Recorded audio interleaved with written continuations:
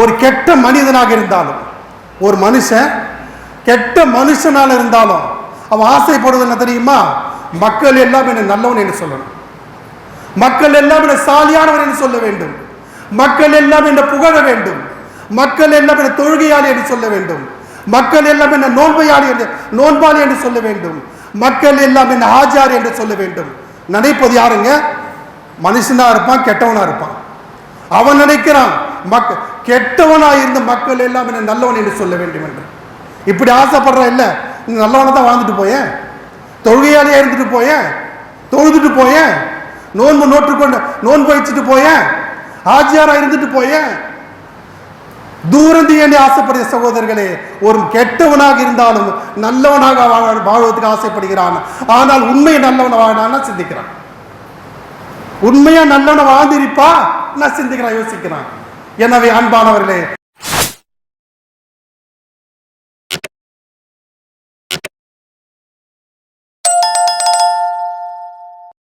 அஸ்ஸலாமு அலைக்கும் வரஹ்மத்துல்லாஹி வபரகாத்துஹு. அல்ஹம்துலில்லாஹி ரப்பில் ஆலமீன் வஸ்ஸலாத்து வஸ்ஸலாம் அலா ரசூலில் கரீம். அம்மா பாத். فقد قال الله تبارك وتعالى في القرآن المجيد والفرقان الحميد: فأعوذ بالله من الشيطان الرجيم. بسم الله الرحمن الرحيم. وذكر فإن الذكرى تنفع المؤمنين. صدق الله العظيم. قال رسول الله صلى الله عليه وسلم: اللهم صل على محمد وعلى آل محمد كما صليت على إبراهيم وعلى آل إبراهيم إنك حميد مجيد. صدق رسول الله صلى الله عليه وسلم. அளவற்ற அருளானும் நிகரற்ற அன்புடையனுமாகிய எல்லாம் வல்ல அல்லாஹ்வுக்கு அனைத்து புகழும். சலாத்தும் சலாமும் எம்பெருமானார் ஸல்லல்லாஹு அலைஹி வஸல்லம் அவர்கள் மீதும், அவர்களின் குடும்பத்தார், சத்திய சஹாபாக்கள், தாபீன்கள், தபா தாபீன்கள், அனைத்து முஸ்லிம்களின் மீதும் குறிப்பாக நம் அனைவரின் மீது உண்டாகட்டுமாக. கண்ணியமிக்க அல்லாஹ்வின் நல்லடியார்களே, அல்லாஹ் ரப்புல் ஆலமீன் திருமறை குர்ஆனிலே அல்-ஸாரியாத் என்று சொல்லக்கூடிய அத்தியாயத்திலே 55வது வசனத்திலே சொல்கிறான்: வதக்கிர் ஃபஇன்ன ذிக்ரா தன்ஃபஉல் முஃமினீன். அறிவுரை கூறுங்கள்.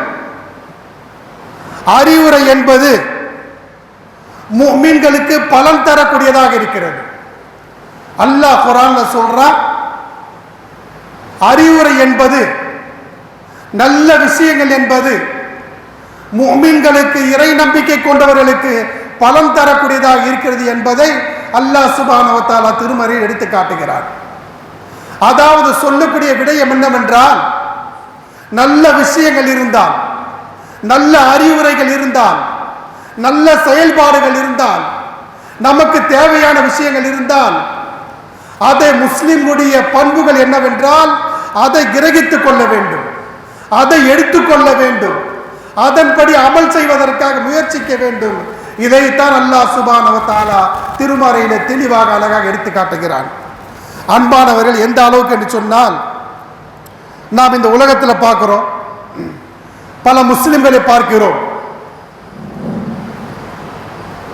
அதிகமான முஸ்லிம்கள், உலகத்தில் இருக்கக்கூடிய அனைத்து முஸ்லிம்கள், அவரிடத்தில் நாம், அதாவது அவரிடத்தில் இருக்கக்கூடிய விஷயத்தை பார்த்தோமேயானால், தொழுகை சம்பந்தமாக, நோன்பு சம்பந்தமாக, ஜகாத் சம்பந்தமாக, ஹஜ் சம்பந்தமாக, உம்ரா சம்பந்தமாக, ஹலால் சம்பந்தமாக, ஹராம் சம்பந்தமாக மசாயில்கள், சட்ட திட்டங்கள் தெரியுமா என்று சொன்னால் உலகத்தில் இருக்கக்கூடிய அனைத்து முஸ்லிம்களுக்கும் குறைவாகத்தான் தெரியும்.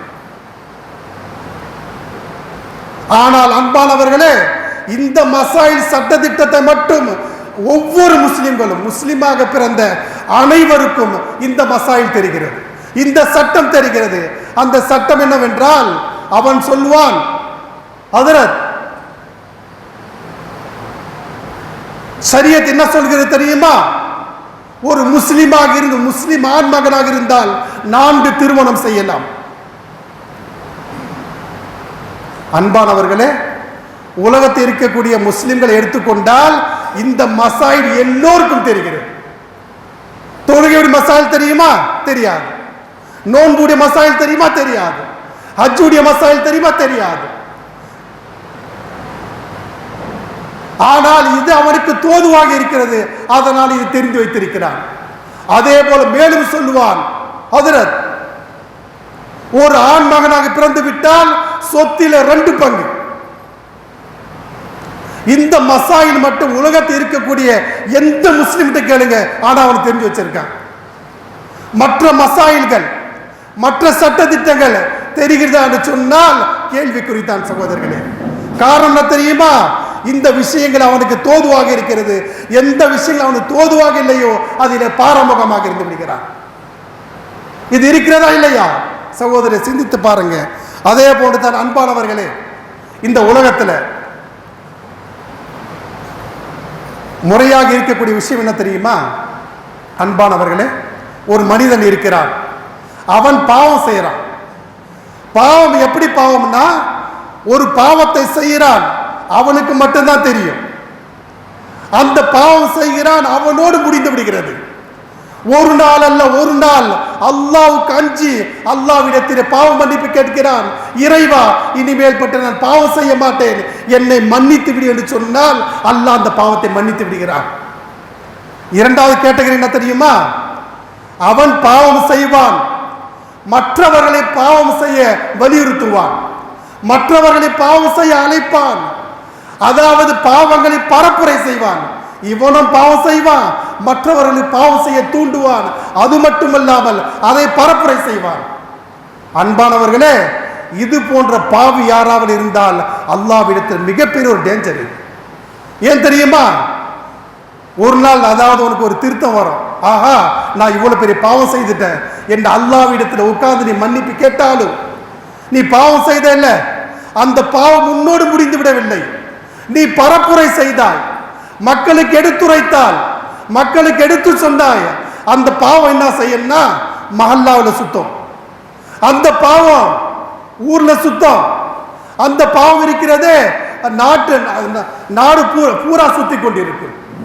யாரெல்லாம் உன்னுடைய பாவத்தை, உன்னுடைய பேச்சை கேட்டு பாவம் செய்தார்களோ அந்த பாவத்தில் ஒரு பங்கு அவனுக்கு உண்டு.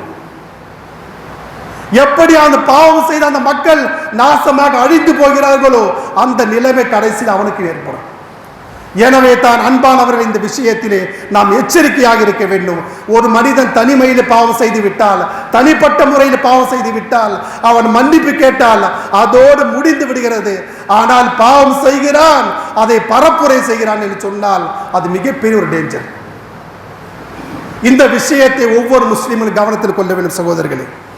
அதே போல மேலும் அன்பானவர்களே, எந்த அளவுக்கு என்று சொன்னால், நபி ஸல்லல்லாஹு அலைஹி வஸல்லம் சொல்றாங்க, ஒரு மையத் கபருக்குள்ள அடக்கம் செய்யறாங்க.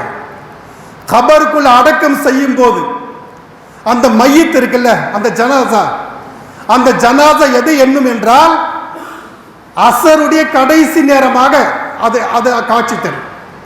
சூரியன் அஸ்தமிக்கக்கூடிய நிலை அவருக்கு தெரியும். வானவர்கள் வருவாங்க, அவரை தட்டி எழுப்புவாங்க, அந்த மையத்தை எழுந்து உட்கார்ந்து போது இவங்க கேள்வி கேட்பாங்க. கேள்வி கேட்கும் போது மர் ரப்புக மன் நபியுக மா தீனுக என்று கேள்வி கேட்கும் போது அந்த மையத் இருக்கிறது, அந்த ஜனாசா இருக்கிறது, அவர்கள் அந்த மையத் சொல்லும், ஏன்பா கொஞ்ச நேரம் இரு, அசருடைய தொழுகையுடைய கடைசி நேரமா இருக்கு, நான் முதல்ல தொழுதுகிறேன், நான் முதலிலே தொழுது விடுகிறேன், அதற்கு பிறகு நான் உனக்கு பதில் சொல்கிறேன் என்று அந்த மையத் அந்த வானவரை பார்த்து சொல்லும்.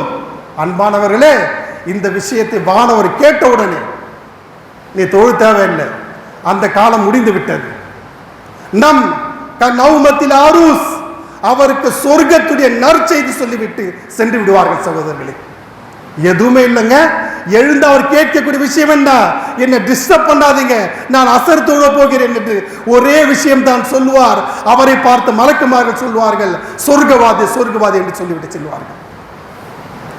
இப்படிப்பட்ட பாக்கியம் நாம் பெற வேண்டுமா என்று சொன்னால், கால அல்லாஹ் வ கால ரசூல், வாத்தியுல்லாஹ் வாத்தியுர் ரசூல், அல்லாஹ்வுடைய உத்தரவு, அல்லாஹ்வுடைய கட்டளை, நபிகள் நாயகம் ஸல்லல்லாஹு அலைஹி வஸல்லம் எதை சொன்னார்களோ அதன்படி அமல் செய்தால் அனைவருக்கும் இந்த பாக்கியம் கிடைக்கும்.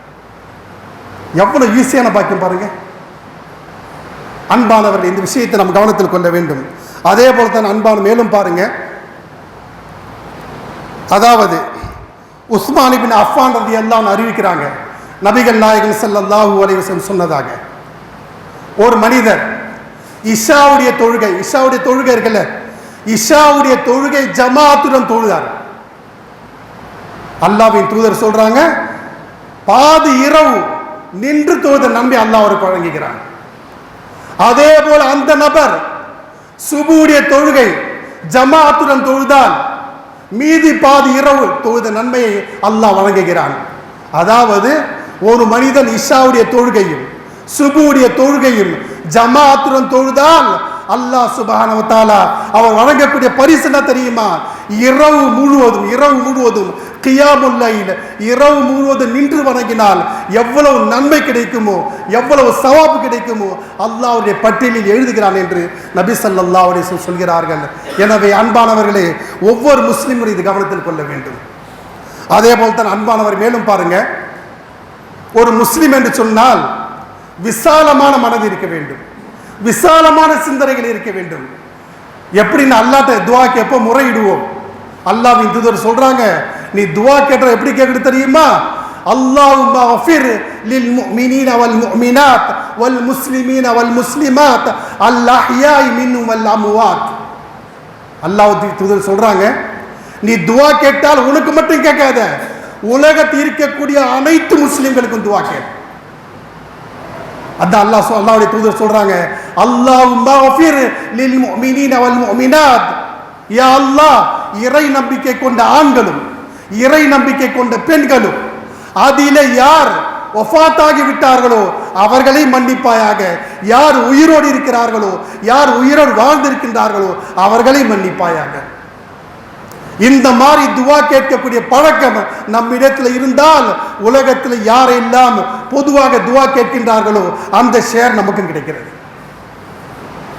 எனவே அன்பானவர்களே, நாம் துஆ கேட்கும் போது அனைத்து முஸ்லிம்களுக்காக கேட்க வேண்டும், அனைத்து முஸ்லிம்களுக்காக வேண்டுதல் இருக்க வேண்டும். அப்படி இருந்தால் அந்த துஆவை நபி அல்லாஹ் சுப்ஹானஹு வ தஆலா அங்கீகரிக்கிறான். எனவே அன்பானவர், இந்த விஷயத்தை நாம் கவனம் செலுத்த வேண்டும். அதே போல் அன்பானவர் மேலும் பாருங்க, எந்த அளவுக்கு என்று சொன்னால் அன்பானவர்களே, மனிதன் எப்படி தெரியுமா? உண்மையிலே ஒரு ஆச்சரியமானவன் மனிதன். எப்படி என்றால் உண்மையிலே ஆச்சரியமானவன். எப்படி ஆச்சரியம் தெரியுமா? ஒரு மனிதன் துஆ கேட்கும் போது எப்படி துஆ கேட்பார் தெரியுமா? அல்லாஹ் முன்னால் இருக்கிறான், அல்லாஹ் என்னை பார்த்து கொண்டிருக்கிறான், அல்லாஹ் என்னை கண்காணிக்கிறான், நான் அல்லாஹ்வை பார்க்கக்கூடிய உணர்வு. இது போன்ற கண்டிஷன் தான் ஒரு மனுஷன் துஆ கேட்கிறான் அல்லாஹ்ட்ட. கேட்கிறோமா இல்லையா? அதே போல அன்பானவர்களே, இன்னொரு விஷயத்தை பாருங்க. ஒரு பாவம் செய்யறான், ஒரு தவறு செய்யறான், ஒரு குற்றம் செய்யறான், ஒரு மோசடி செய்யறான், ஒரு பொய் சொல்றான். அப்போ நினைக்கிறான் அல்லாஹ் கூட இல்லை, அல்லாஹ் கிட்ட இல்லை, தூரமா இருக்கான். இவர் துஆ கேட்கும் போது கிட்ட இருப்பதாக உணர்கிறான், ஆனால் இவன் பாவம் செய்து நினைக்கிறான் அல்லாஹ் தூரத்தில் இருக்கிறான், அல்லாஹ் தூரத்தில் இருக்கிறான். ஆச்சரியமான விஷயம் தானே? எனவே அன்பானவர்களை, இது போன்ற விஷயத்தை ஒவ்வொரு முஸ்லீமும் கவனத்தில் இருந்து சிந்தித்து பார்க்க வேண்டும் சகோதரர்களே. அதே போல் தான் அன்பா எந்த அளவுக்கு என்றால் மனிதனுடைய விஷயம் இருக்கிறது. அன்பானவர்களே,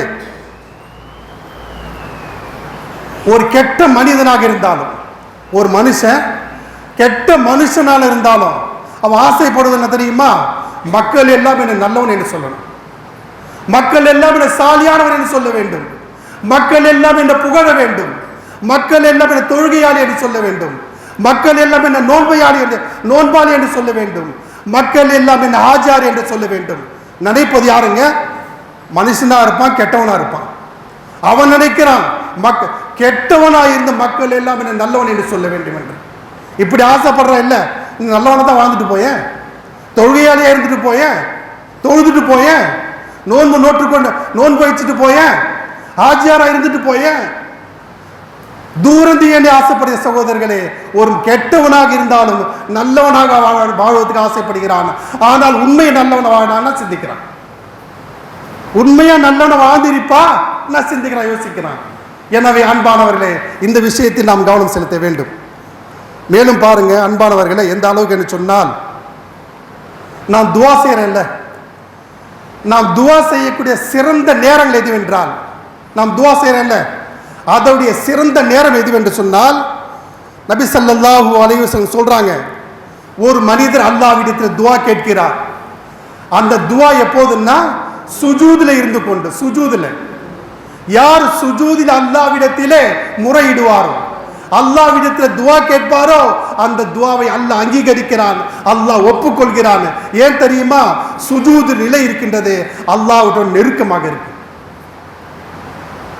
இந்த நிலையை அல்லாஹ் விரும்புகிறான். இரண்டாவது இதுவென்றால், ஒரு மனிதர் இஷா தொழுகை தொழுது விட்டார்,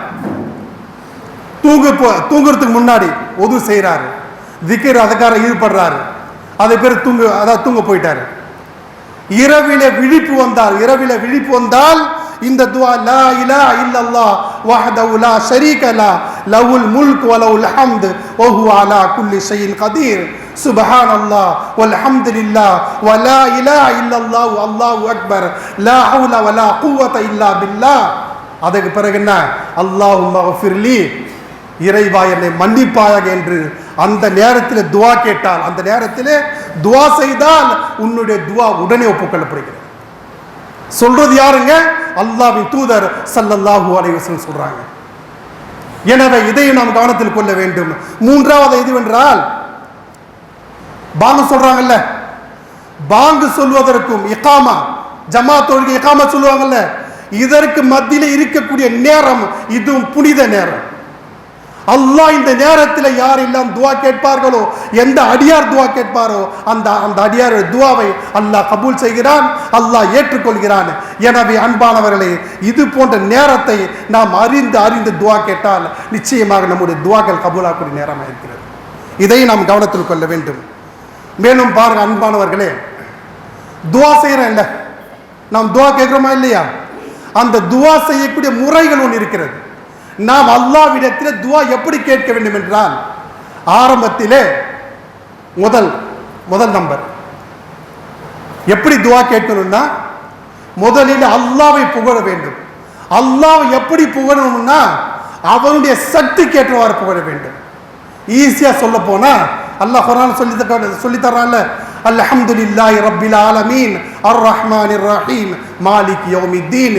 இறைவா எல்லாம் புகழ உனக்கே, அளவற்ற அருளாரும் நீயே, நிகரற்ற அன்புடையே, தீர்ப்பு நாளின் அதிபதியே.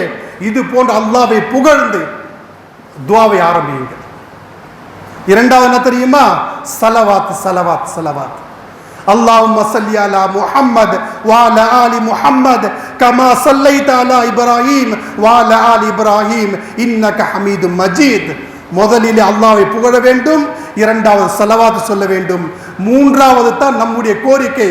யா அல்லாஹ், நம்முடைய கோரிக்கை இருக்குல்ல, நம்முடைய பல விஷயங்கள் இருக்குல்ல, அதை அல்லாஹ்விட்ட மூன்றாவதாக வைக்க வேண்டும்.